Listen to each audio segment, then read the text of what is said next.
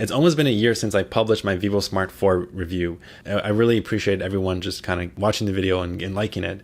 And I want to kind of give my 2019 update. It's kind of mid-year and I'm still wearing the watch. I really enjoy it. I keep trying other fitness trackers and I keep coming back to this specific fitness tracker.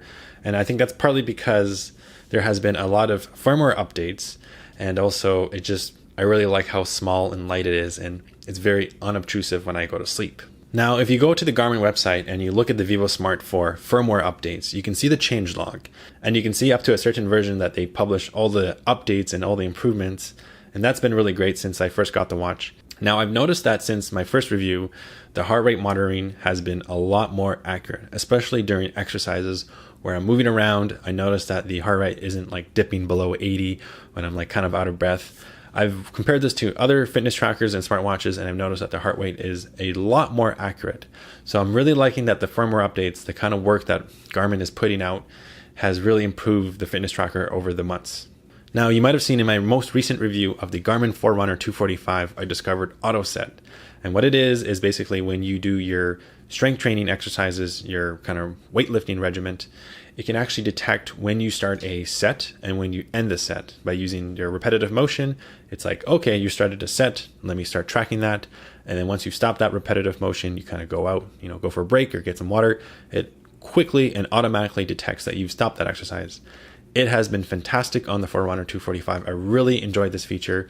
It really helps me keep track of when exactly I start and stop my set. So I know that between the time elapsed between sets, I know exactly how much time I've wasted between a set. Sometimes you're doing your chest press and you start going on YouTube or you look at social media and you kind of waste a lot of time between sets. The reason why I use these strength training apps on these fitness trackers is to get into the gym and just get out. It's kind of like a personal coach or motivator. Anyways, so I discovered that this actually exists on the Vivosmart 4, and I actually found out that you have to go into the Connect app and then go into the activity tracking options and then click strength training and then enable auto set. It's like, okay, cool. So I compared the two, and I'll show you a video of me comparing the two. Is that detected? Now, set stopped. And you can see that the auto set feature is working, but it's working sometimes inaccurately. And particularly what happens is when I finish a set, it'll detect that almost 100%, especially on the 245, the Forerunner 245. It 100% accurately detects when I stop doing a repetitive motion, when I stop my set. That's great, fantastic. So I don't have to press the button to stop the exercise. That's good. However, sometimes I'm taking a break, I'm going for a drinking some water or walking around. It will just mistakenly detect that I'm starting a new exercise. It'll be like, oh, starting a new exercise, a new set or whatever. And that was very frustrating. I would walk around and it would always inaccurately start a new exercise. I noticed with the Forerunner 245, it didn't do that. What happened is that it was more accurate. It didn't, once in a while it would falsely detect an exercise that started, but comparing them both on my wrist, I noticed that the Vivosmart 4 did fail at this. So I just went to get some water, and the Vivosmart 4 detected a set, 4 reps, which sucks. It's not very accurate. Whereas this one, the Forerunner 245, no set detected, so very accurate in terms of auto set detection. Unfortunately, I really like this feature, but I have it disabled, and that sucks because you basically have to tap this little kind of button right here to start and stop an exercise. And for some reason, my finger gets sweaty or whatever. I tap it once and it detects it as a double tap. And when you double tap, that actually stops the exercise and it asks you, oh, do you want to stop, save it, discard it, whatever. That doesn't happen too often, but it does happen. It's kind of annoying. I would have much preferred to have auto set working perfectly or super accurately, kind of like the Forerunner 245. Unfortunately, it's not.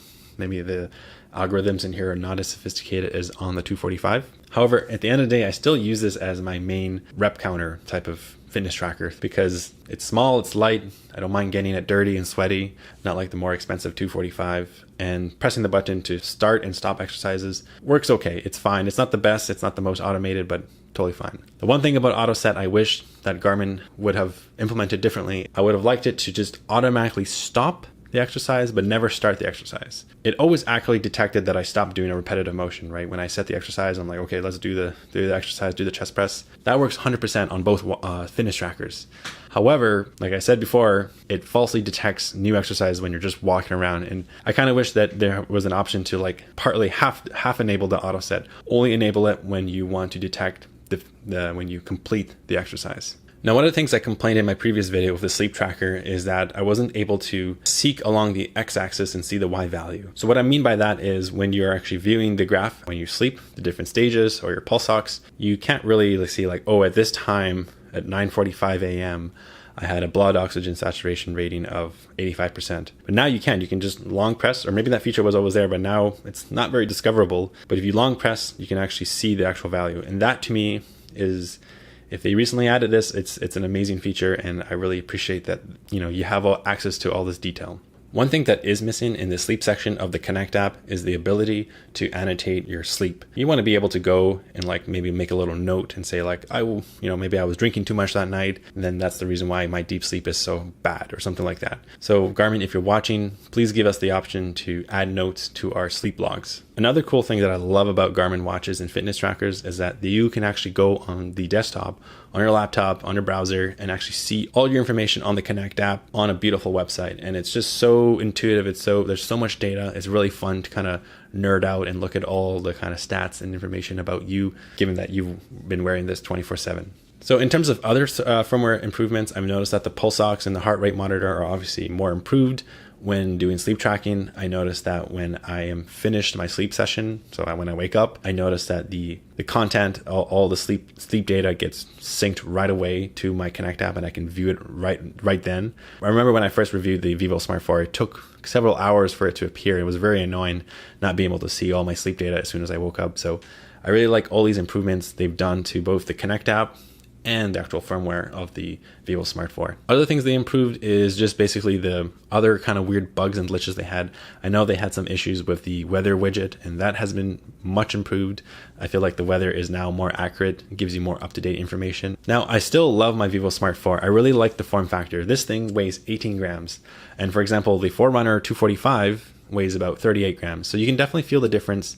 That's not to say that the Forerunner 245 is big or bulky. It's actually really slim and very light for a kind of a more of a smartwatch type of factor. But this fitness tracker, I don't mind wearing 24/7 all throughout my sleep. I barely notice that it's there, and I keep coming back to it because I just love the form factor of it. Another thing I like about the Vivosmart 4 is that it's relatively cheap in comparison to the other Garmin offerings out there. And the nice part about this is that you don't really have to worry about kind of damaging this. I notice that when I go to the beach, I'm putting on sunscreen, it gets really dirty, or you're going into dirty lake water, or let's say you're exercising, you're skateboarding, you're doing these very extreme sports. You don't mind getting this scratch because it doesn't cost you a fortune to replace. Whereas those more expensive ones like the Garmin 945, which almost costs $900 in Canada, I don't want to take that out on a run because I feel like if I fall, I'll break it or something like that. And that's just too much money to have on my wrist while doing some crazy sports. Now, one thing that's really annoying with the Garmin Forerunner 245 is that when I go to the pulse ox widget, which basically measures your SpO2 or your blood oxygen saturation reading, it never worked for me. I tried to stay in a very dark environment, and I tried to keep my hand very still and not move, and it would simply just try to find my pulse ox reading, and it would time out, and I would never get it. And I don't know if it's defective. I actually heard on a very popular Garmin blog that he wasn't able to get an accurate reading too. Now, it did work during sleep. The funny thing with the Vivosmart 4 was that I was always able to get an on-demand reading of my pulse ox.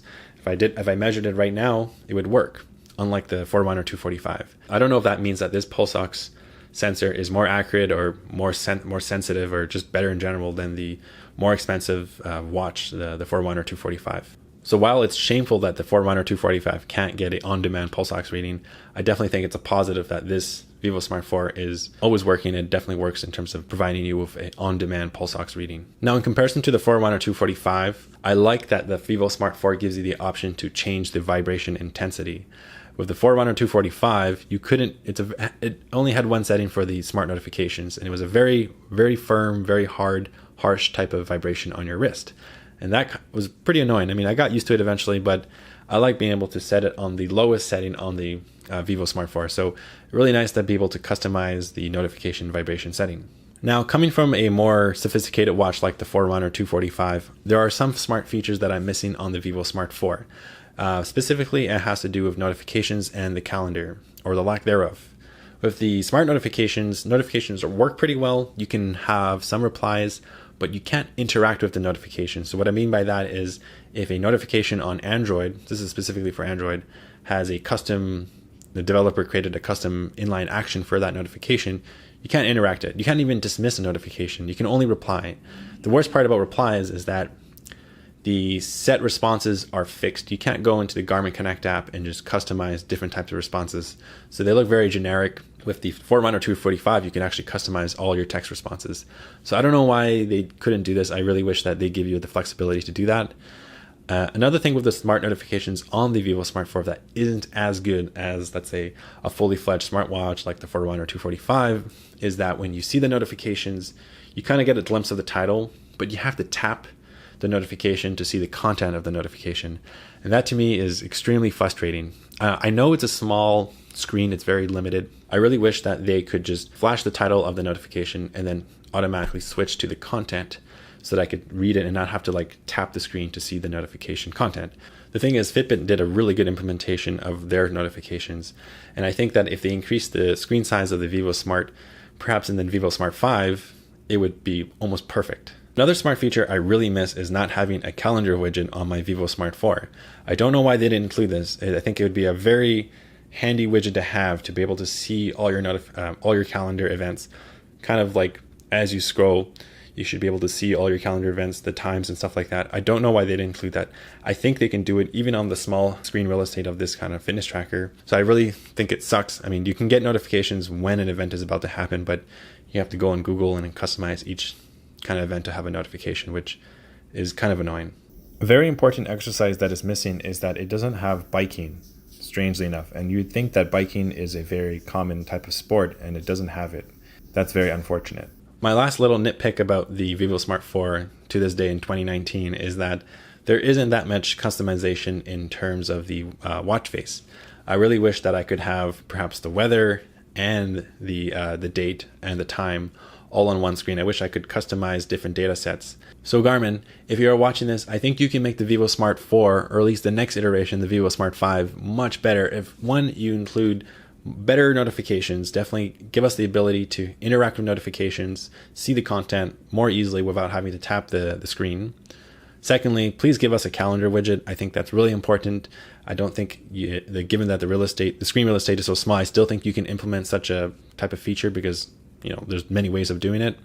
And lastly, it would really be nice if you could improve auto set. I mean, I know this is a niche feature for like people who go to the gym with a fitness tracker and do weightlifting. At least disabling the auto start and just having the auto end of a set enabled. That would be really nice. So what do you guys think? Do you think the Vivosmart 4 is still one of the best fitness trackers given the form factor in 2019 still?